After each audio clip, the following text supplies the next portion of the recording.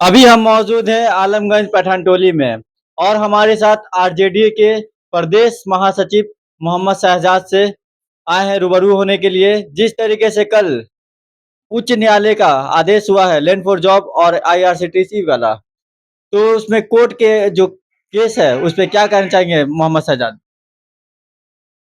देखिए कल दिल्ली के कोर्ट में माननीय लालू यादव जी और तेजस्वी यादव और राबड़ी देवी जी को वहां पे हाजिर होना था। और वहां पे कोर्ट के समक्ष ये सारे लोग हाजिर हुए। और जिस तरह से हमारे माननीय लालू यादव रेल मंत्री थे, उसी को लेकर के लैंड फॉर जॉब और आईआरसीटीसी को लेकर के इश्यूज को बनाया गया। और उसमें सीबीआई और ईडी ने जो इन पे चार्ज लादा है, और उसके तहत कोर्ट ने उसमें हामी भरी है। तो कहीं ना कहीं एक बड़ी साजिश है 2025 के इलेक्शंस में, बिहार विधानसभा के इलेक्शंस में किसी तरह से ये सांप्रदायिक पार्टी और नीतीश कुमार जिस तरह से तमाम बिहार के अंदर में गौन हो चुके हैं।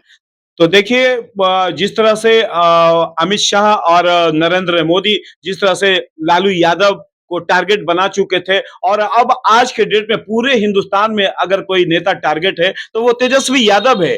तेजस्वी यादव से इतना खौफ भारतीय जनता पार्टी, आरएसएस और बजरंग दल को है कि आप अंदाजा नहीं लगा सकते हैं। तेजस्वी यादव एकमात्र ऐसा लीडर तमाम हिंदुस्तान के में इतनी मजबूती से उभरा है, और खासकर बिहार के लीडरशिप में तेजस्वी यादव काफी ओहदे पे जा चुका है। तमाम बिहार के युवा जिस तरह से उनके पीछे हैं, आप किसी भी क्षेत्र में आप निकल जाइए, युवा के क्षेत्र में अगर 100 में 90 युवा लगातार तेजस्वी यादव का गुणगान कर रहे हैं, और उनको पूरी उम्मीद है कि इस बार तेजस्वी यादव मजबूती से बिहार की सियासत में आएंगे, बिहार के मुख्यमंत्री बनेंगे और तमाम बिहार का उद्धार करेंगे। पूरे नौकरी का भरमार बिहार के अंदर में कर दिया जाएगा और बिहार को विकास की राह पे ले चला जाएगा। जिस तरह से भारतीय जनता पार्टी और नीतीश कुमार बिहार को अंधकार में डालना चाहते हैं, बिहार की स्थिति को ज्यों का त्यों रखना चाहते हैं, तो बिहार की जनता समझ चुकी है। ये जिस तरह से लैंड ऑफ जॉब में जिस तरह से तेजस्वी यादव को ये फंसाना चाहते हैं, उस समय ये बंदा 15 से 16 साल का था जब ये लैंड फॉर जॉब का ये केस बना, आप समझ लीजिए।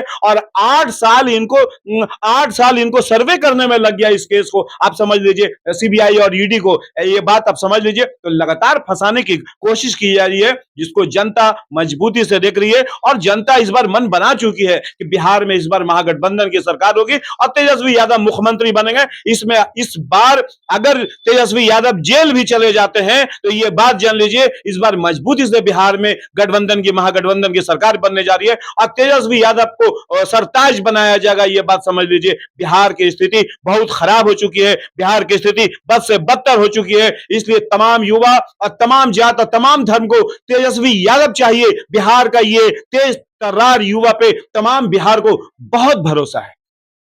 यहाँ तक हमको खबर मिल रही है कि राहुल गांधी से बिना मिले तेजस्वी यादव पटना आ गए हैं वापस।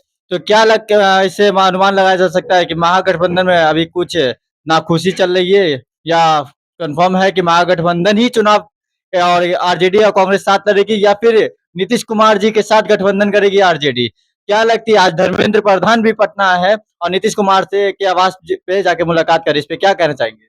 देखिए महागठबंधन और तमाम जो हमारे बड़े लीडरान और खासकर हमारे माननीय तेजस्वी यादव है, वो समझ चुके हैं। उनको पता है कि नीतीश कुमार का जनाधार बिहार के अंदर से बिल्कुल फिनिश हो चुका है, वो जीरो हो चुके हैं। नीतीश कुमार, भारतीय जनता पार्टी, चिराग पासवान और जीतन राम मांझी ने उन्हें बौना बना करके रख दिया है। ये बात समझ लीजिए। तो नीतीश कुमार बिहार के सियासत में अब कहीं भी नहीं है। महागठबंधन कांग्रेस, सन ऑफ मल्ला और और सीपीआई एमएल, ये लोग मजबूती से महागठबंधन में मजबूत है और ये कोई बड़ा मसला नहीं है। आज सारे मसले मजबूती से बिहार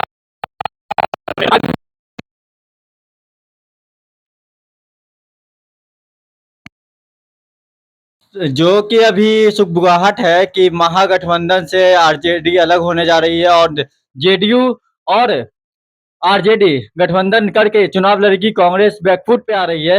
इस पे क्या कहना चाहेंगे? क्या ये हकीकत होगी या सिर्फ लोगों की कहावत हो के सपना रह जाएगी? ये भारतीय जनता पार्टी की सियासत है, ये बात समझ लीजिए भारतीय जनता पार्टी बिल्कुल इस बार विधानसभा में मजबूती से हार रही है। उनका सफाया होने जा रहा है। संजय झा जैसे नेता जो तमाम नीतीश कुमार को समाप्त कर चुके हैं, वो नीतीश कुमार के पूरे पॉलिटिक्स को संजय झा ने समाप्त कर दिया। ये उन्हीं लोग का प्रोपेगेंडा है कि नीतीश कुमार फिर से आरजेडी में जाने वाले हैं, लेकिन दर हकीकत राष्ट्रीय जनता दल को अब नीतीश कुमार के साथ आप लोग दरवाजा खोले हुए हैं नीतीश कुमार जी के लिए या फिर अभी भी बंद है? नीतीश कुमार के लिए दरवाजा बिल्कुल बंद हो चुका है। उनकी पॉलिटिक्स ही समाप्त हो चुकी है। आप 2025 विधानसभा में देखेंगे नीतीश कुमार का सफाया हो जाएगा और भारतीय जनता पार्टी भी बहुत ही नीचे स्तर पे जा चुकी है। अगर नीतीश कुमार आपके पार्टी से गठबंधन करना चाहेंगे तो क्या आपके राष्ट्रीय नेतृत्व उनको स्वीकार करेगी? बिल्कुल हमारे हमारे जो हमारे नेता तेजस्वी यादव जी हैं, उन्होंने कह दिया है कि अब नीतीश कुमार के लिए मेरी पार्टी के अंदर में कोई जगह नहीं। तो ये बताइए जिस तरीके से आरजेडी और ये जेडीयू वाले की सीट बंटवारा सीट शेयरिंग हो चुकी है, फिर भी देखिएगा तो अभी नीतीश कुमार नाराज चल रहे हैं भारतीय जनता पार्टी और एनडीए से। तो इस पे क्या कहना चाहेंगे? जिस तरह से आज धर्मेंद्र प्रधान नीतीश कुमार जी को मनाने आए हैं, जो कि सीट शेयरिंग ऑलरेडी हो चुकी है, उसके बावजूद क्या ऐसा हो गई है कि जिससे नीतीश कुमार नाराज है और उनको मनाना पड़ रहा है इतने बड़ी बात? देखिए चिड़िया चुग गई खेत तो होबत किया, ये कहावत आपने सुना है। नीतीश कुमार सब कुछ खो चुके हैं। आखिरी वक्त में उन्हें शायद ऐसा लग रहा है कि हम अपनी पार्टी को बचा लें। जिस तरह से चिराग पासवान, जीतन राम मांझी और तमाम एनडीए के घटक दल ने उनको दबोचा है, अब वो कहीं से निकलने वाले नहीं है। उनकी सियासत को इन लोगों ने मिलके समाप्त कर दिया है, बल्कि उनको सेकुलर से सांप्रदायिक की ओर ढकेल दिया है। ये बात अब समझ लीजिए। जिस तरह से तमाम बिहार के मुस्लिम से लेकर के तमाम जगत के लोग नीतीश कुमार से खुश रहा करते थे, आज उनकी पॉलिटिक्स को उस राह पे इन लोगों ने पहुंचा दिया है जहां पे उन्हें सेकुलर नहीं कहा जा सकता है। इसलिए नीतीश कुमार कोशिश कर रहे हैं, लेकिन वो अब कामयाब नहीं होंगे। कहना ये है कि पटना साहिब पे क्या आप भी तो दावा ठोके थे, उस पे क्या कहेंगे? पटना साहिब में अभी तक सीट क्लियर नहीं हुआ है, किसके खाते में जा रही है सीट? देखिए ये पूरी चांसेस है कि पटना साहिब क्षेत्र की जो सीट होगी राष्ट्रीय जनता दल के खाते में जाने वाली है और हमें अपने पार्टी से उम्मीद है कि वो हमें इस टिकट को देगी। पूरी उम्मीद है कि आज शाम तक हो सकता है कि ये घोषणा हो जाए। मैं भी एक उम्मीदवार हूं और अपनी पार्टी से एक उम्मीद लगा करके बैठा हूं कि ये सीट हमें मिले। क्या अगर टिकट नहीं मिलती तो क्या आप पार्टी के लिए विरोध करेंगे या बगावत करेंगे? क्योंकि अभी देख रहे हैं तो बहुत लोग बगावत पे उतर चुके हैं, इस पे क्या कहेंगे? देखिए हमारे टिकट से ज्यादा सर्वोपरि हमारे लिए पार्टी है। हमें पार्टी के लिए इलेक्शंस लड़ना है। बिहार के लिए हमें काम करना है, पार्टी के लिए काम करना है और बिहार के अंदर में राष्ट्रीय जनता दल की सरकार बनानी है। तेजस्वी यादव को मुख्यमंत्री बनाना है। सर्वोपरि हम लोग का काम ये है। ये काम दायित्व, ये जो दायित्व है ये हमारी पार्टी का है। सर्वोपरि माननीय लालू यादव और तेजस्वी यादव का है। वो टिकट किसको दे। आपने एक आरोप लगाया कि नरेंद्र मोदी और अमित शाह के ने फंसाने के काम कर रहे हैं तेजस्वी यादव जी को कि वो मुख्यमंत्री नहीं बन पाए।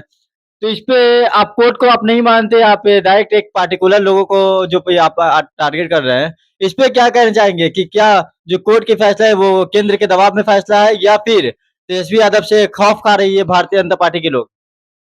कोर्ट के डिसीजन से पहले अमित शाह ने एक कैंपेनिंग में कहा कि मैं ऐसा कर दूंगा कि तेजस्वी यादव इलेक्शन लड़ने के लायक नहीं रहेंगे।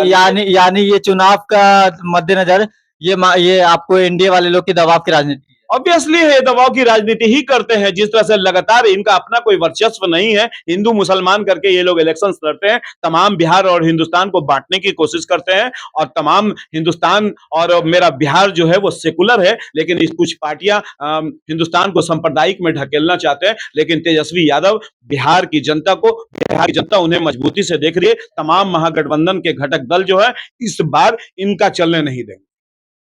तो इसका हम अनुमान लगा सकते हैं कि तेजस्वी यादव मुख्यमंत्री पूरी तरीके से बनने जा रही है। बिहार की जनता जो है तेजस्वी यादव जी को मुख्यमंत्री के रूप में देख रही है। हम तमाम मीडिया भाइयों से रिक्वेस्ट करते हैं कि आज जो बिहार के अंदर स्थिति है आप उसको सही राह पे उजागर कर दीजिए। आप जिस क्षेत्र में जाइए तेजस्वी यादव की आवाजें मतलब समझिए कि बुलंदी से तमाम युवा और तमाम लोग ले रहे हैं। उनको पता है कि तेजस्वी यादव जो कहता है वो करता है। जिस तरह से 17 महीने में उन्होंने रोजगार बांटने का रवैया अपनाया, जबकि माननीय तेजस्वी यादव कहा करते थे कि कहां से पैसा लाएगा, अपने बाप के यहां से पैसा लाएगा, उसी तरह से आज उन्होंने कहा है कि पूरे बिहार के हर घर को मैं एक नौकरी दूंगा। इसलिए कि वो जानते हैं, तमाम एनडीए घटक दल जानता है कि ये लड़का जो कहेगा वो करेगा। तो आप जान लीजिए कि मजबूती से बिहार में तेजस्वी यादव तमाम लोगों के लिए खड़े हुए हैं। ये जुमला नहीं ना है भैया, क्योंकि चुनाव का टाइम है, चुनाव में तो सब वादे करते हैं, चुनाव बाद सब वादे धरे के धरे रह जाते हैं। जिस तरीके से लैंड फॉर जॉब के मामला जो चल रही है, कहीं ये अगर तेजस्वी यादव मुख्यमंत्री बनते हैं तो कहीं फिर लैंड फॉर जॉब की तरह ही ये कार्य ना हो कि जमीन दीजिए और नौकरी लीजिए। इस पे क्या कहना चाहिए? ये जो स्थिति बनी है ना, ये बात अब जैसे लैंड फॉर जॉब की जो बात है ना, दर हकीकत है कि कहीं से भी इन लोगों ने प्रूफ नहीं किया कि माननीय लालू यादव और तेजस्वी यादव ने किसी का जमीन लिया है। ये बात आप समझ लीजिए, कहीं से ये बिल्कुल मतलब ये सीबीआई और ईडी के द्वारा एक बनाया हुआ केस है। और आप देखेंगे आने वाले समय में लालू यादव ने भी कोर्ट को कह दिया है ये हमें मान्य नहीं है, ये सीबीआई और ईडी प्रूफ करके दिखा दे तो फिर मैं इस गलती को एक्सेप्ट कर सकता हूं। तो आप जान लीजिए कि बिहार में तेजस्वी यादव जो कहते हैं वो करते हैं, और जो मिशन आज नीतीश कुमार 2-4 फार्मूला भी अपना है, इलेक्ट्रिक बिल और तमाम जो महिला योजना जो भी बनाए वो सब तेजस्वी यादव की देन है। ये बात आप समझ लीजिए। तो तेजस्वी यादव बिहार के विकास के लिए सबसे पहले उनका ध्यान वहीं पे है, इसलिए तमाम युवा को वो मजबूती से रोजगार देंगे और जो उन्होंने बिहार के अंदर वादा किया है उसको पूरा करके दिखाएंगे। तो अभी आपका कहना है कि महागठबंधन में भी जो बैठकें चल रही है, तो महागठबंधन काफी मजबूत तरीके से इलेक्शन लड़ने जा रही है। महागठबंधन में कोई ऐसी खटास नहीं है ना? कोई खटास नहीं है। आप शाम तक होते होते आप देख लेंगे कि बिहार आज जो भी मामला है सब क्लियर हो जाएंगे। और ये जो महागठबंधन है मजबूत गठबंधन है, जहां पे सीट बंटवारे की बात होती है, जहां घर में बंटवारे की बात होती है, वो थोड़ा मोड़ा आगे पीछे होता है, वो आज शाम तक सब क्लियर हो जाए। तेज प्रताप जी पे आप क्या कहना चाहेंगे? तेज प्रताप यादव कह रहे हैं कि अगर तेजस्वी को हमारे साथ गठबंधन करके चुनाव लड़ना है तो उनका स्वागत है। तेज प्रताप जी की क्या वर्चस्व है इस चुनाव में? माननीय तेज प्रताप जी से मेरा निवेदन है और रिक्वेस्ट है कि वो अपने छोटे भाई तेजस्वी यादव को समझे, जिस तरह से उनका छोटा भाई तेज तर्रार युवा का एक बड़ा नेता बनकर के उभरा है। बड़े भाई को यह समझना होगा कि अपने भाई को आगे की ओर ले जाएं, ताकर के पूरा हिंदुस्तान उनको दबाव में लेने की कोशिश कर रहा है। इसलिए तेज प्रताप जी से मेरा यही रिक्वेस्ट है कि आप अपने छोटे भाई जो उभर करके एक सितारा के रूप में बिहार के अंदर में आया है, जो तमाम बिहार के लोगों के लिए एक बड़ा वो समझिए कि उसको माना जा रहा है, उसमें तेज प्रताप जी को उसमें योगदान देना चाहिए।